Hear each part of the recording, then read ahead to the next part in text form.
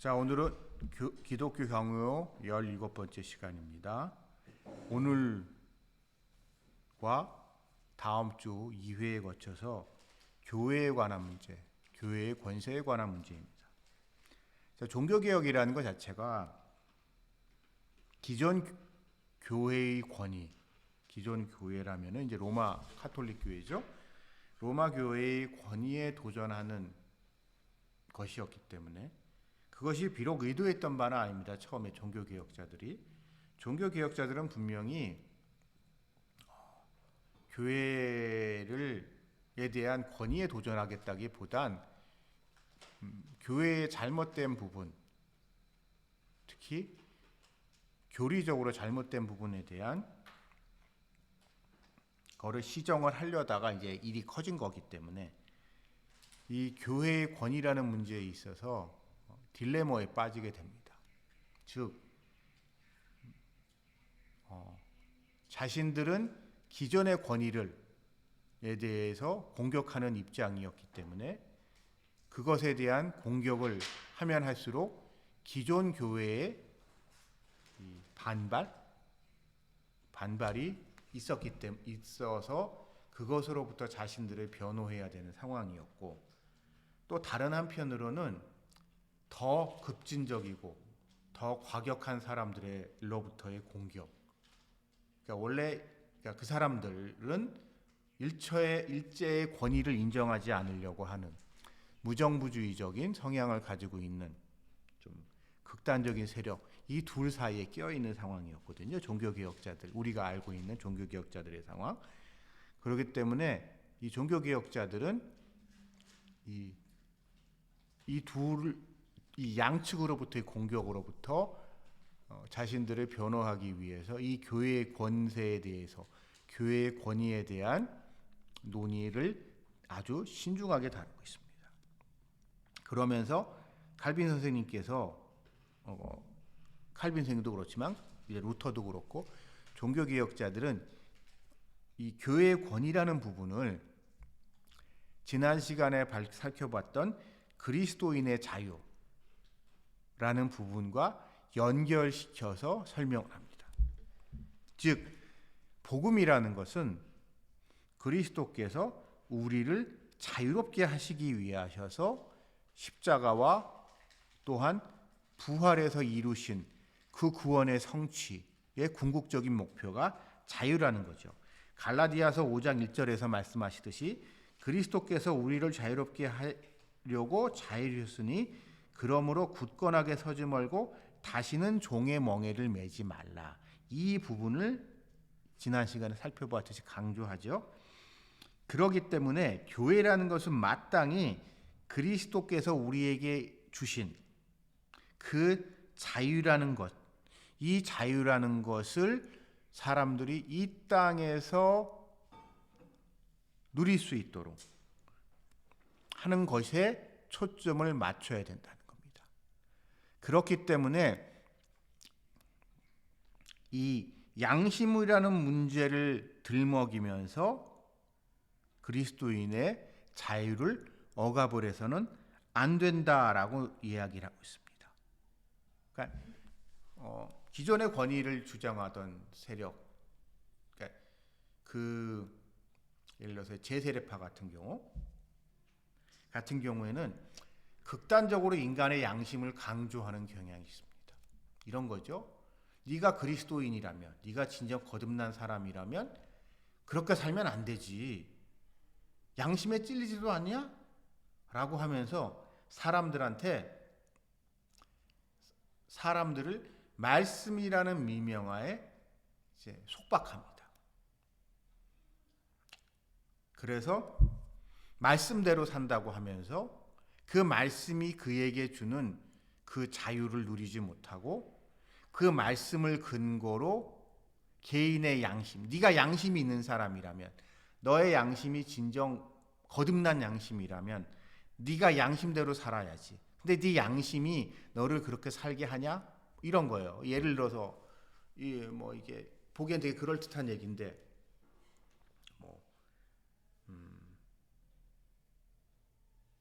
살인하지 말라라고 한다고 칩시다. 그러니까 살인하지 말라라는 이야기를 들을 때 그럼 정말 살인을 하지 않는다. 그러면 어떻게 전쟁을 하지? 예를 들어서 지금 이제 여호와 증인들이나 그런 비슷한 양심적 병역 거부 뭐 이런 문제를 가지고 사람들을 옥죄입니다. 또 다른 한편으로는 카톨릭 쪽에서는 네가 양심이 있으면 네가 어려서부터 교회에서 우리가 카톨릭 기준으로 우리 교회 성장을 하면서 교회로부터 얼마나 많은 유익을 얻었는데 네가 이 교회를 카톨릭 교회를 배신하고 네가 그러면 안 되지 양심 있는 사람이라면 이라고 하면서 이 종교개혁자들을 공격합니다. 그렇기 때문에 이 양심이라는 것을 가지고 사람들의 이 그리스도께서 주신 자유를 억압을 내면 안 되고 그들이 이 자유 안에서 진정한 평안을 누리게 하는 것, 그게 교회의 본질적인 사명이다라는 점을 칼빈 선생님은 강조하고 계세요. 그렇기 때문에 이 개인의 자유를 누리게 하는 이 교회의 권위는 마땅히 존중되어야 하고 이 교회가 참된 교회라면요 존중되어야 하지만 이 교회의 권위는 인간이 세운 것이 아니라는 점을 강조하고 있습니다.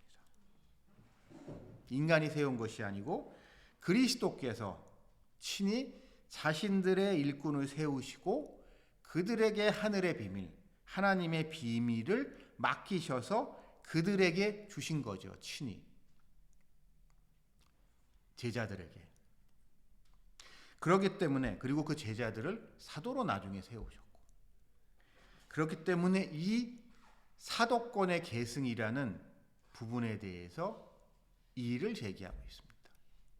즉 로마 카톨릭의 기본적인 전제는 예수님의 제자들을 세우셨고 사도들을 세우셨고 그 사도들에게 주신 특별한 권위가 그 이후에 그의 후계자들에게 세습이 되었다는 거죠.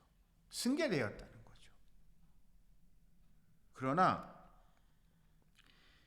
이것은 전혀 성경적이지 않다는 것이 칼빈 선생님을 비롯한 종교개혁자들의 주장입니다. 예수님께서 제자들, 사도들 중에 그 중에 으뜸으로 우리 잘 알듯 베드로를 딱 수제자로 세우셨죠? 그건 맞습니다. 그러나 우리 이제 성경을 봅시다. 구약 성경에서. 그럼에도 불구하고 초대교회에서 가장 중요한 역할을 한 인물은 누구죠? 사도 바울입니다. 사도 바울을 통해서 복음이 아주 효과적으로 사람들에게, 그러니까 이 유대교적 배경이 없는 사람들에게 복음이 침투될 수 있었고, 그러면서 교회는 그리스도의 복음은 유대교라는, 그리고 유대교라는 종교적 배경, 그리고 히브리인이라는 인종적 배경을 뛰어넘어 로마 제국 전체에서 여러 문화적 배경과 여러 인종적 배경과 있는 사람들에게 사이에서 퍼지는 보편적인 종교로 발전하게 됩니다. 근데 이 사도 바울 자신조차도 그 권위가 계속 공격받는단 말이에요. 우리 이제 바울 서신서를 보게 되면. 왜냐? 우리의 인간적인 상식으로는 이런 거죠. 야, 베드로나 이런 사람들은 예수님을 직접 만나고 예수님으로부터 직접 말씀을 받은 사람이고 너는 아니잖아. 너는 나중에 한 사람인데 그걸 예수님한테 직접 들은 사람이 더 잘 알겠지. 네가 너같이 흔히 말해서 짬밥에서 한참 밀리는 너보다는 라고 하는 사람들의 공격을 끊임없이 받았고 그 공격으로부터 자신을 변호하고 자신의 생각을 정리한 게 결국 바울 서신서들이거든요. 그것을 통하여 초대교회가 정착이 된 거란 말이에요. 그래서 중요한 것은 그가 예수님과의 개인적인 친분, 관계, 인간적인, 그리고 그것의 무슨 혈통적인 문제. 물론 혈통적인 문제도 완전히 무시하진 않았죠. 그래서 예수님의 형제인 야고보가 예루살렘 교회에서 지도자로 중요한 역할을 했는데, 그러한 혈통적인 문제나 그런 직계 제자의 문제나 이런 것이 중요한 것이 아니라, 그리고 그거 더군다나 아무런 성경적 근거도 없이 그들의 후계자임을, 그것을 계승했고 승계했다는 후계자라고 자처하는 것은 전혀 성경적이지 않다는 겁니다. 왜냐하면 이미 성경에서조차도 그러한 것보다 중요한 것은 사도 바울과 같이 그가 하나님으로부터 직접 말씀을, 그러니까 우리가 받은 말씀을 하나님의 주신 지혜의 영, 성령에 의지하여 바르게 풀어냈는가. 여러분, 사도 바울의 가르침은 철저하게 기존의 구약의 배경을 가지고 설명을 합니다. 구약과 단절된 게 아니에요. 구약에 대한 기존의 이해를 바탕으로 해서 그것을 조화시키고, 그러면서 한 단계 더 이제 점프하면서 예수님이 주신 말씀을 거기에 결합시키는 거란 말이에요. 그러므로 그러한 인간적인 차원에서의 권위라는 것은 무의미하다는 것을 말씀하고 있습니다. 또한 사도 바울이 여기서 칼빈 선생님이 강조하신 것은 구약의 이야기를 하십니다. 왜냐하면 구약의 선지자라는 사람들이 어떤 사람들이죠? 잘못된 성전의 제사장들을 비판하면서 하나님의 말씀을 받아서 그것을 비판하는 사람들이 선지자란 말이에요. 성전의 생각을 해봅시다. 성전의 제사장들의 생각을 해봅시다. 그들은 모세로부터 받은 율법, 그 율법에 근거해서 자신들의 권위를 내세우고, 특별히 제사장들의 경우에 아론의 혈통에 있다는 것, 레위인이라는 것, 그 중에서도 특별히 아론의 후예로서의 자신들의 그런 정당성을 근거로 해서 종교적 권위를 누리고 살았던 사람들이에요. 그러면서 그 율법에서 요구하는 것을, 그리고 제사장에게 요구하는 것을 그냥 기계적으로 행했던 사람들입니다. 그렇기 때문에 그들의 권위는 신적인 권위고 감히 넘볼 수 없는 권위였던 거죠. 그러나 이 제사장들에 대해서 구약의 선지자들은 신랄하게 비판합니다. 신랄하게. 그래서 많은 선지자들이 결국 우리가 알다시피 목숨을 잃기도 했죠. 그러나 그것이 하나님이 주신 말씀이기 때문에 그들은 기꺼이 그러한 단호한 비판을 하면서 우리가 알고 있는 구약의 이사야서부터 시작되는 이사야서 말라기서까지 이어지는 방대한 양의 예언이 우리에게 주어졌습니다. 이 예언 속에서 날 수 있는 중요한 결론은 결국 하나님의 말씀을 선포하는 것이 율법보다 우선한다는 것이고, 또한 이러한 말씀을 바르게 선포하는 것이 그러한 제도적인 교회, 제도로서의 성전, 제도로서의 종교, 성전을 중심으로 하는 것보다 분명히 우선한다는 겁니다. 종교는, 그러니까 이것을 통하여 히브리인들이 믿고 있었던 여호와 하나님에 대한 신앙이 화석화된, 단순 반복되는 그러한 것이 아니라 살아있는 신앙이 되는 거죠. 여러분, 저희는 제사를 지내본 적이 없어서 전 제사를 잘 모릅니다만, 제사를 지내는 집들을 가보면 나름 치성을 들여서 제사를 하죠. 하지만 냉정하게 인정해야 될 것은 인간의 열심히 성실하게 그분들이 그걸 최선을 다해서 그분 나름대로는 제사를 지낼지라도 그것은 살아있는 것이 아니죠. 그냥 단순한 반복일 것. 그냥 뭔지는 잘 모르지만 배운 대로 할 뿐이라는 겁니다. 그러나 그렇기 때문에 거기에는 그 시대의 고민, 그 세대를 그들을 향한 하나님의 말씀이 담겨져 있을 수 없는데 이 선지자들이 그 역할을 한 겁니다. 그렇기 때문에 제사장들과 충돌이 일어날 수밖에 없었죠. 그 점을 강조하면서 자신들의 역할, 종교 지도자들의 역할, 자신들의 역할이 구약의 선지자들과 마찬가지로 이렇게 잘못된 성전 제사와 잘못된 로마 카톨릭의 교회의 권위 사이 그 교회의 행태를 연결시키면서 이제 자신을 변론을 하고 있는 거죠. 그러면서 이제 이야기를 이어나가는 것이 구원에 필요한 모든 것을 이미 그리스도께서 우리에게 다 주셨어요. 다 가르쳐 주셨어요.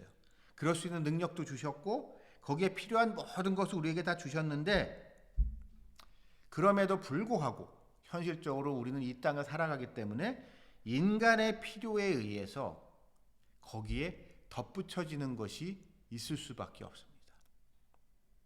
그러나 이것은 본질적인 것이 아니기 때문에 이것에 대해서 문제를 삼는 것, 그것은 불필요할 뿐만 아니라 위험할 수 있다는 점을 설명하고 있습니다. 예를 들어서 여러분, 우리가 신앙생활에서 때로는 성경을 읽을 때보다, 성경 말씀에서보다 찬양에서도 은혜를 받을 때가 많죠. 아니신가요? 그래서 찬양이나 찬송가 중에 은혜를 받게 되면 자기가에게 은혜가 주었던 그 찬양, 그 찬송가가 우리에게 정말로 소중하게 다가옵니다. 우리의 기억 속에서. 여러분, 다 다른 곡이겠지만요. 근데 이것이 절대화될 경우에 무슨 문제가 발생하는지 우린 교회에서 목격을 합니다. 자기에게 은혜가 주었던 찬양이 바뀌거나 다른 찬양을 하는 것에 대해서 은혜롭지 않다고 하시는 분들이 가끔 계세요. 근데 그것이야말로 부차적인 겁니다. 그런 식의 찬양이 그 사람에게는 은혜롭지 않을지 모르겠지만 다른 사람에게는 그것이 은혜로울 수 있고 문화적 배경이 다르기 때문에요. 상황이 다르기 때문에요. 내지는 여러 가지 우리는 이유할 수 있는 여러 가지 이유로 그렇기 때문에 그런 문제를 가지고 왈가왈부해서는 안 된다는 것. 그것이 칼빈 스님의 가르침입니다. 물론 이런 형식적인 거 인간이 만들어 놓은 교회의 규칙 이런 거 중요합니다만 그것을 가지고 예를 들어서 교회에서 헌금을 할 때 들어가면서 헌금을 할지 아니면 헌금 바구니를 돌릴지 여러 가지 그런 부분 이런 것들은 그러한 부차적인 것으로 우리는 해서는 안 되고 또 예를 들어서 이런 거죠. 한국교회 상황 속에서 몇 년 전에 우리가 아시겠지만 주기도문하고 사도신경이 새로 번역이 돼서 사용을 합니다.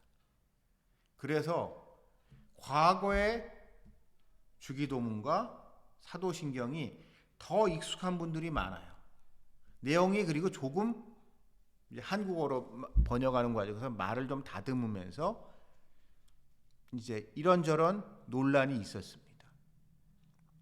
이런저런 논란이 있었는데 그런 거를 가지고 함부로 타인의 신앙을 평가해서는 안 됩니다. 왜냐하면 그것은 결국 인간적인 것이기 때문이죠. 그렇지만 이 로마 카톨릭이라는 조직이 거의 1000년이라는 세월을 지내왔단 말이에요. 종교개혁 당시 기준으로 봤을 때. 이 1000년이라는 세월 속에서 처음에는 꼭 그 당시에 필요해서 그것이 주어졌겠지만 시대가 흐르면서 불필요하고 오히려 그 시대, 그 상황에서는 오히려 짐만 되고 잘못된 것들이 교회 전통이라는 이름하에 교회에서 권위를 갖게 되면서 오히려 참된 믿음을 가로막을 수 있습니다. 대표적인 게 교회에서 여러 차례의 종교회의를 통해서 만들어진 신조인 거죠. 신조 중에 가장 대표적인 것, 여러분 우리도 잘 아는 사도신경이죠. 이런 신경들 중에 초대 교회에서는 그 필요에 의해서 모든 교회가 합의를 해서 이 신경을 만들었는데 시간이 지나면서 교회가 분열되는 과정에서 어떤 일이 벌어지냐? 일명 주교들이 정치질을 해서 지들 멋대로 신경과 신조를 만드는 일이 벌어집니다. 그래놓고 다른 사람들한테 이거는 교회에서 정한 거니까 무조건 따라야 돼. 그러니까 원래 이제 이 공의회라는 거, 교회회의라는 것은 로마 시절에요. 황제가 소집합니다. 황제가 로마 제국 전체에 퍼져 있는 주요 교회의 지도자들, 교주들을 황제의 후원하에 모여서 몇 달을, 길면은 거의 1년 가까이 그곳에 모여서 여러 차례 회의를 하면서 신경이라는 것, 신조라는 것, 니케아 신조 이런 것들이 만들어졌는데 우리도 아시다시피 로마 제국이 붕괴되고 난 다음에 현실적으로 모든 교회의 지도자들이 모여서 회의하는 것이 불가능해졌죠.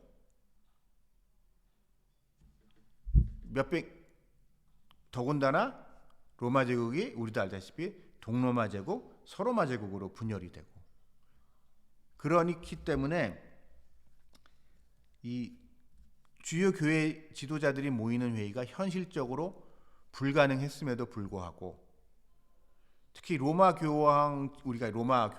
주교를 중심으로 한 그냥 몇 명이 모여서 지들 멋대로 신경이라는 거, 이건 신조야, 저것도 신경이야, 그러면서 과거에 우리 흔히 말하는 이제 신학적인 표현으로 에큐메니카 신조라고 하는 이제 초대교회가 만들어 놓은 신조와 자기네들이 멋대로 몇 명이 그냥 쿵짝쿵짝해서 만든 이 신조가 이거를 같은 권위에 두면서 사람들을 그것을 근거로 탄압하는데 그것은 잘못됐다는 것을 칼빈 선생님은 지적하고 있습니다. 마치 그러니까 요즘으로 말하면 한국 역사 상황 속에서는 이제 뭐 이런 거예요. 국회에서 날치기로 법을 만들고 절차상 잘못된 그런 법을 옛날에 군사적 집권 시절에 만들어 놓고 난 다음에 악법도 법이니까 지키라고 사람들을 막 이렇게 했잖아요. 그런 거와 비슷한 거라는 거죠. 그런데 흥미로운 것은 사도들조차도 그런 짓을 하지 않았다는 거죠. 그러니까 로마 교황과 그 똘마니들은 자기네들이 사도들의 후계자임을 자처하지만 이 사도들이 어떻게 했는가?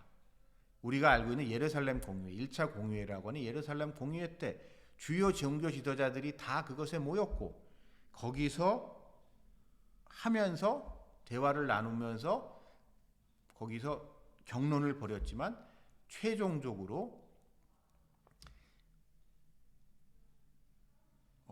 결론을 내린 거의 근거가 뭐예요? 그리스도의 자유라는 거죠. 그리스도께서 자유롭게 하기 위해서 너희를 구원하셨기 때문에 너희가 무엇을 먹든지, 그러면서 구약의 율법으로부터 자유함을 선포한 거죠. 이방인들에게, 유대인들에게는 구약의 율법이 익숙하기 때문에 그것이 그들에게 더 많은 자유를 보장해 주겠지만, 유대인이 아닌 문화적 배경이 율법에 대한 것이 낯선 이들에게는 율법이 그들의 자유를 오히려 억압하는 것이기 때문에 그들에게는 그러한 율법의 굴레를 씌우지 말자라는 것이 사도들이 했었던 예루살렘 공의회의 결론이란 말이에요. 그런 점을 강조하면서 이 로마 카톨릭의 주교들이 내세우는 그런 신조를 참된 그것을 비판하고 있습니다. 그러면서 교회의 권위라는 것에 대한 중요한 결론에 도달합니다. 교회의 권위는 하나님의 말씀, 그리스도의 말씀, 그리고 성령의 다스리심에 근거한 것이기 때문에 교회라는 것은 마땅히 그리스도의 말씀 위에 서야 하고, 그것을 이 땅에서 실현되는 것에 모든 포커스를 맞춰야 하며, 그렇지 않을 경우에 하나님이 믿는다고 하지만 그것이 신앙의 열심이 담겨져 있는 것 같지만 말씀에서 벗어났을 경우에, 인간의 필요를 채워주기 위한 것이라면 그것은 우상숭배일 뿐이라고 단호하게 공격하고 있습니다. 여러분, 우리가 잘 아는 시내산에서의 황금송아지, 금송아지. 그 금송아지는 만들어 놓고 아론이 만들라고 해서 모세가 잠깐 자리 비우니까 그 사람들이 금송아지를 부어가지고 만들었단 말이에요. 그 사람들이 그걸 왜 만들었을까요? 그 금송아지 이름이 무엇이었을까요? 그들에게 그 금송아지는 여호와 하나님의 표상이었습니다. 그들은 이곳에 오기 전에 애굽 땅에서 항상 무슨 신을 믿는다고 하게 되면 그 신을 가시적으로 볼 수 있는 어떤 상징적인 그 무엇, 그림이건 동상이건 무언가가 있었고, 그것에 대해서 그것을 놓고 이 경배하는 것, 우리 예배하는 것이 너무 당연했던 그런 경험이 있던 사람들 사이에서 그냥 이게 하나님의 말씀이니까 율법이라는 걸 딱 던져주고 이거나 지키고 이렇게 하면 돼라고 하는 게 너무 이상했던 거죠. 그들에겐 마땅히 있어야 할 무언가가 빠진 모습이 이상했고, 그래서 그들은 그 빈자리를 메꾸기 위해서 자신들의 필요 때문에 여호와 하나님이라는 이름을 붙인 금 송아지를 만든 겁니다. 그들은 어찌 보면은 생각을 해봅시다. 자기가 가지고 있는 금붙이 얼마나 비싼 거예요. 그렇죠? 자기 돈 들여서 그렇게 금송아지를 만든 것. 어찌 보면 신앙의 열심이 더 좋은 사람들일 수도 있습니다. 그러나 그러한 인간의 열심 필요 없다는 거예요, 하나님이. 그 인간의 열심이라는 것은 결국 자기의 필요를 채우기 위해서 하는 것이기 때문에 말씀에 근거한 것이 아니라, 하나님의 영광을 위한 것이 아니라, 그래서 그것은 우상 숭배일 뿐이었듯, 우리가 하나님을 믿는다고 그리스도를 사랑한다고 하면서도 실질적으로는 우상 숭배에 빠지지 않기 위해서는 무엇보다도 말씀에서 벗어나면은 안 된다는 것, 그것을 강조하고 있으며, 또한 그렇기 때문에 그것을 강요한다면 그것은 참된 교회일 수 없다는 점을 칼빈 선생님은 강조하고 계십니다. 오늘 강의는 여기까지고요. 다음 시간에 이 교회의 권위에 대한 이야기를 보다 현실적인 면에 있어서 이어 나가겠습니다. 다음 주에 뵙겠습니다.